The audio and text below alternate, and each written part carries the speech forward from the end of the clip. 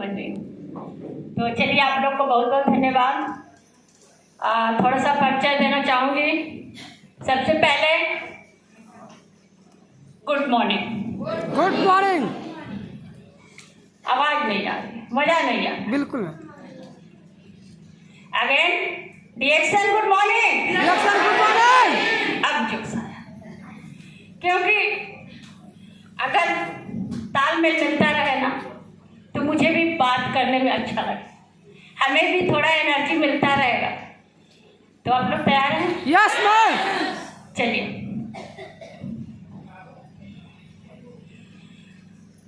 मैं थोड़ा स्लाइड का सहारा लूँगी। उस तरह भी मुझे कोई दिक्कत नहीं है, लेकिन थोड़ा आप लोग को मज़ा आएगा। तो यहाँ पे ऊपर सर का नाम लिखा हुआ है, उनका क्वालिफिकेशन है। और मैं नीलम मौर्य। मैं आजमगढ़ से बिलोंग करती हूँ, यानी कि आजमगढ़ मेरा ससुराल है और मायका मेरा बलिया जिला है। एक ज़िले के बाद तीसरे ज़िले में शादी हो गई। और मेरी पढ़ाई, यहाँ पे कितने लोग पढ़े लिखे हैं? नहीं पढ़े लिखे हैं? एक बार हाथ उठाएं। नहीं पढ़े लिखे हैं?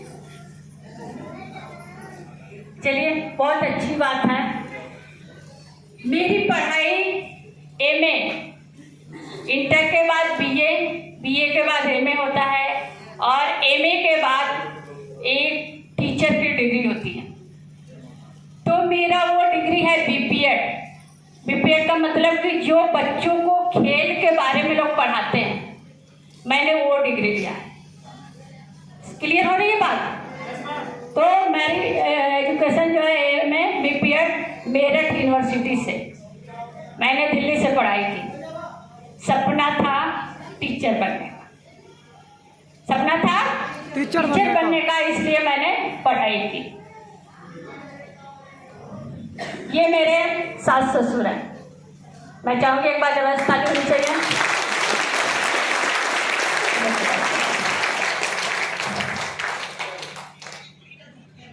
क्लियर नहीं है, लेकिन सासू माँ भी हम लोग के साथ हैं, बहुत प्यार मिलता है।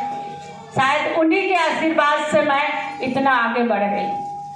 आज उन्हीं की देन है कि हम लोग बाहर निकल पा रहे हैं, क्योंकि वो घर पे रहती हैं और हम लोग फ्री होकर काम करते हैं। बहुत बड़ा आशीर्वाद है उनका। एक बेटी का प्यार मिलता है और हमेशा हम लोग माँ बेटी की तरह रहते हैं। तो आगे बढ़ते हैं।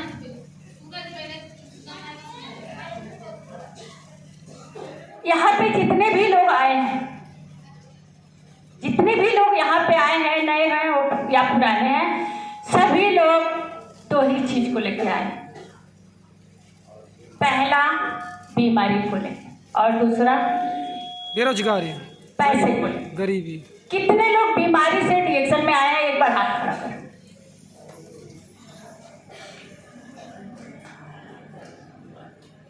और कितने लोग सिर्फ पैसे के लिए आए हैं यहाँ पे? वो हाथ खड़े करें। पैसे वाले लोग कम हैं, बीमारी वाले लोग ज्यादा हैं। वाकई में सही बात है। जब मेरी शादी होती है 2002 में और 2003 में मेरा बेटा पैदा होता है। बात को ध्यान से सुनिएगा। उसके पहले मेरी लाइफ बहुत अच्छी थी। उसके पहले 2002 से पहले मेरी लाइफ बहुत अच्छी थी। मायके में थी या ससुराल में आई तब पर भी सही था, लेकिन बेटे की पैदाइश में शरीर से इतना ब्लड निकल गया कि वहीं से मुझे कमजोरी शुरू हो गई। डिलीवरी तो नॉर्मल हुआ, लेकिन डिलीवरी के बाद ब्लडिंग शुरू हुआ और मेरे शरीर से ब्लड सब निकल गया और वहीं से मैं कमजोर होती गई। दिन प्रतिदिन कमजोरी आती गई। दवा इलाज चलता रहा, यानी कमजोरी आने के बाद क्या लोग करते हैं? ताकत की गोली खाते हैं, फल फूल खाते हैं, यही करते हैं ना। तो परिवार के लोग सब मिल रहा था, दे रहे थे लोग, लेकिन धीरे धीरे मेरी स्थिति और खराब हो रही थी। जैसे जैसे दिन बीत रहा था मेरी स्थिति और ख़राब होती गई और कुछ दिन के बाद मुझे सांस फूलने की दिक्कत हो गई, यानी कि दमा की शिकायत हो गई। जब भी मैं चलती थी तो सांस फूलने लगती थी, या काम करती थी या धुआं गर्दा लगता था तब पर भी सांस फूलने लगता था। सो नहीं पाती थी, चल नहीं पाती थी, नींद नहीं आती थी, हमेशा शरीर में बेचैनी रहता था।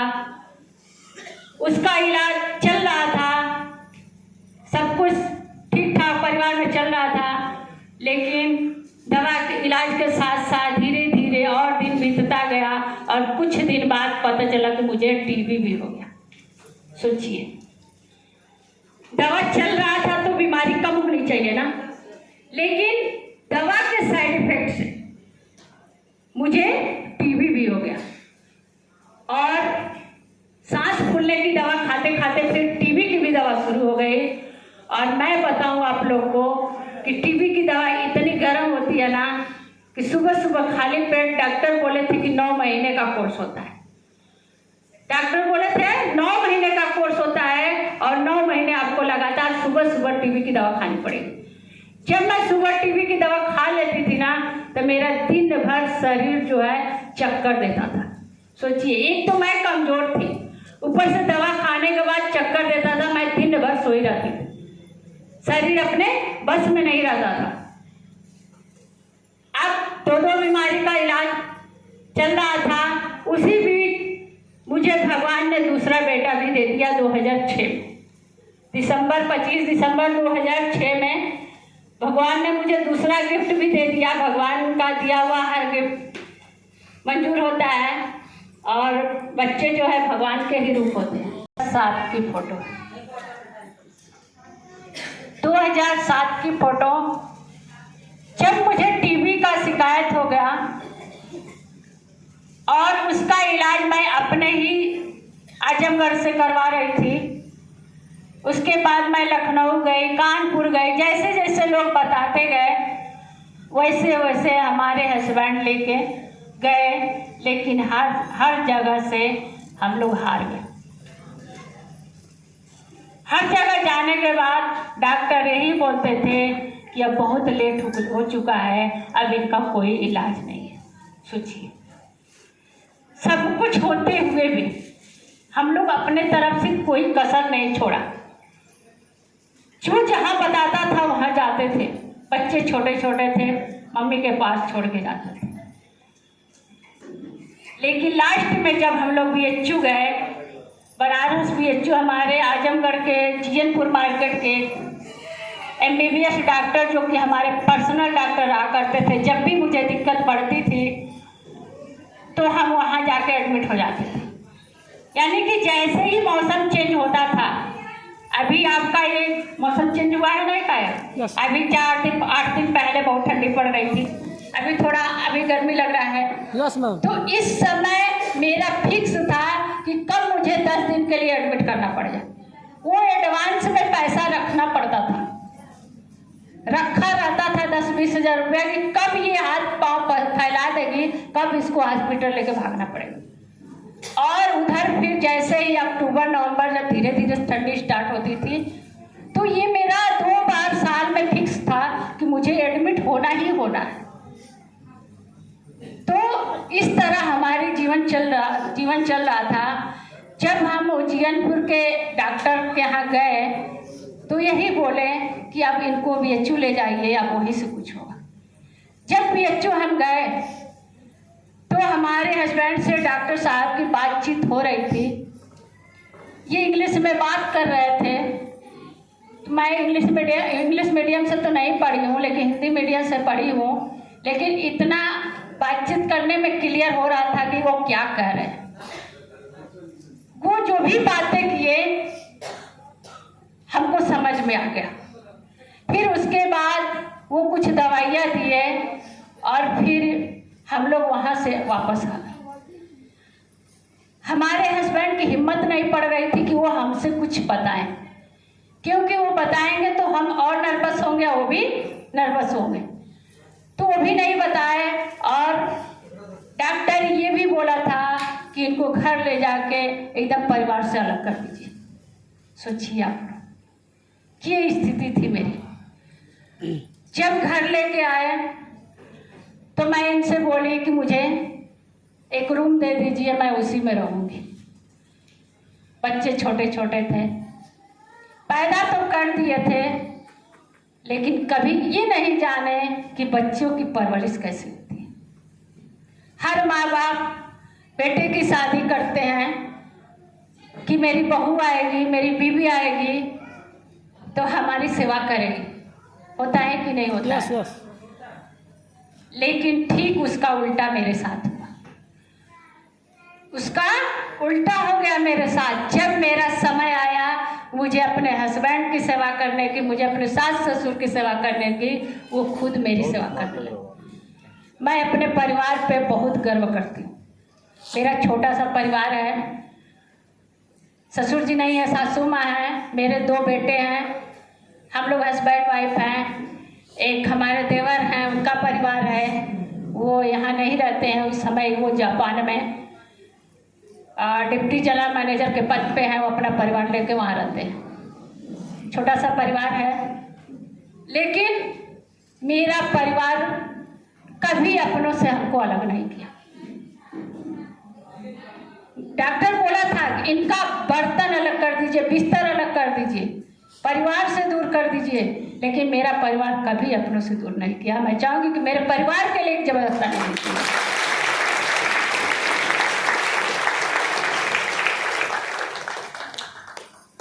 मैं उस समय मुझे याद है कि मैं 10-10 गोली कैप्सूल जो है, टैबलेट कैप्सूल जो लाल पीली हरी नीली जो आपके मेडिकल स्टोर पे दवाइयाँ मिलती है ना, वो मैं ले रही थी।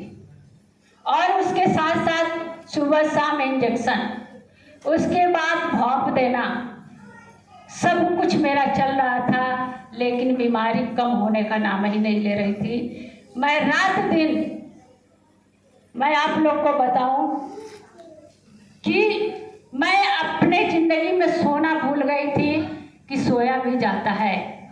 1 महीने से मैं बेड पर सोई नहीं थी, क्योंकि इतना दर्द होता था ना कैंसर में, वो भी लंग्स कैंसर, फेफड़े का कैंसर, सांस लेने में तकलीफ, आवाज नहीं निकलती थी। मैं अपने बेड के बगल में चटाई बिछा के और बैठे बैठे मैं रात दिन अपना काटती थी, तड़पती थी। अंदर से बस यही होता था कि काश भगवान उठा ले जाते, काश भगवान उठा ले जाते, क्योंकि मुझे जो दर्द हो रहा था वो तो मैं तड़प ही रही थी, साथ साथ परिवार के लोग भी डिस्टर्ब हो रहे थे कि नहीं हो रहे थे? बिल्कुल। और हमारे जो छोटे छोटे दोनों बच्चे थे, सोचिए, हमारे बच्चे जब दरवाजे से झांकते थे ना, मेरे आंसू निकल जाते।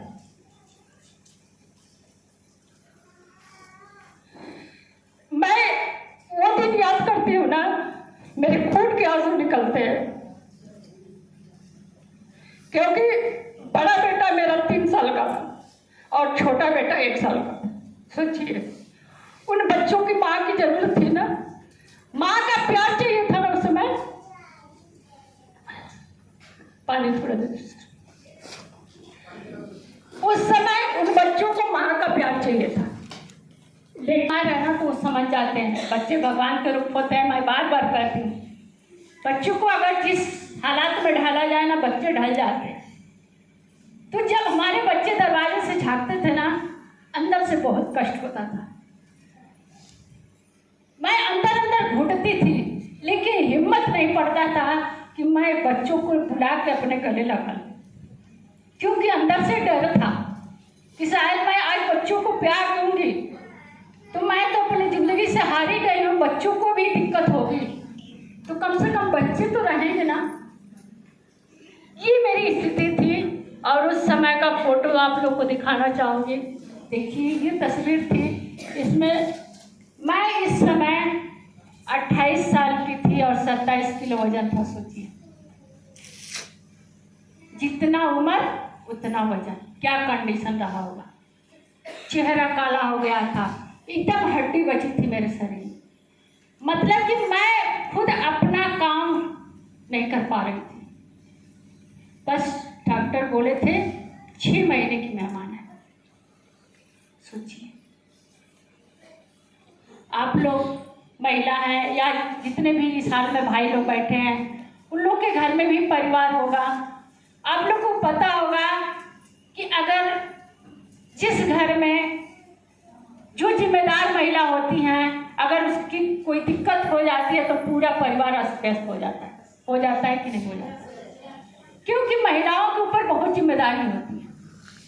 महिलाएं दिन भर भी चलती रहती हैं, फिर भी काम खत्म नहीं होता है। रात दिन एक काम खत्म करके अगर हम लोग सोने भी जाते हैं ना, तो दिमाग में रहता है कि सुबह उठने के बाद क्या करना है, रहता है कि नहीं रहता? तो सारा जिम्मेदारी महिलाओं के ऊपर होता है। और एक महिला जो है, जिम्मेदार महिला, अगर दिक्कत में आ जाती है तो हस्बैंड अलग परेशान होते हैं, बच्चे अलग परेशान होते हैं कि नहीं होते? रोटियां नहीं मिल पाती है, सब कुछ दिक्कत होता है ना। तो ये सारा चीजें हमारे परिवार में चल रहा था। सासू माँ हमारी 2 बच्चों को पाल रही थी और साथ साथ खाना भी बना रही थी। मैंने भी शायद अपने जिंदगी में कुछ अच्छा कर्म किया था कि जो हालात थी मेरी बीत रही थी, उसी भी हमारे हस्बैंड के एक दोस्त जो कि साथ में पढ़ते थे इलाहाबाद, हमारे हस्बैंड 10 साल इलाहाबाद रह के पढ़े, लेकिन मेरी बीमारी में वो भी बोरिया बिस्तर बांध के घर आ गए। माँ बाप भेजते हैं अपने लड़कों को बाहर कि मेरा बेटा बाहर जाएगा, पढ़ाई करेगा, कल के दिन एक बड़े पोस्ट पे जाएगा, इसलिए भेजते हैं ना। लेकिन वो भी नहीं हो पाया। मेरी बीमारी में वो भी सब कुछ छोड़ के घर आ गए। बहुत दिक्कत थी उस समय। लेकिन जब इनके दोस्त को मेरे बारे में पता चला, उनका पहले से ही आना जाना था मेरे घर में, तो वो भी कुछ ही दिन से इस प्लेटफॉर्म को जानते थे। DXL प्लेटफॉर्म, मैं चाहूंगी कि उसके लिए जबरदस्त है।